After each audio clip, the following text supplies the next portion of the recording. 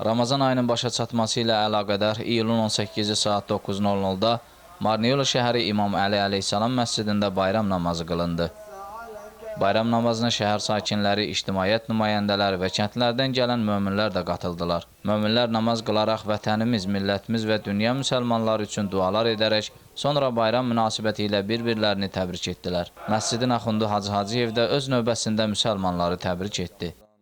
Bayram münasibətindən bütün dünyada yaşayan müsəlmanları və o cümlədən ağamız, sərvərimiz, Mövlamız İmam Zaman əleyhissalamı və müştehidləri, Seyyid Əli Xameneyi və bütün mərcəiyyəti və bütün müsəlmanları, möminləri təbrik edirəm.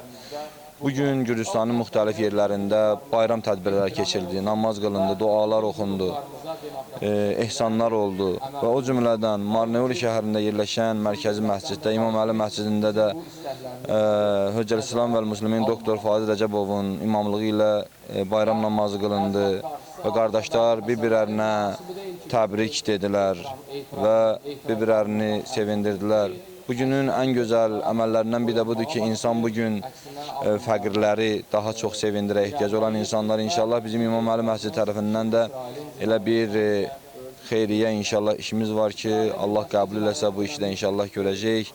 Allah yenə də bizim bütün ibadət və əməllərimizi qəbul eləsin və inşallah bizi bir-birimizə daha da mehriban qərar versin və neçə belə bayramları çatmağı Allah hamılarımıza nəsib eləsin. Daha sonra məclis Hacı Fariz Rəcəbovun Ramazan bayramı münasibəti ilə və eləcə də Məkkə və Mədinə haqqında etdiyi xütbələrlə davam etdi.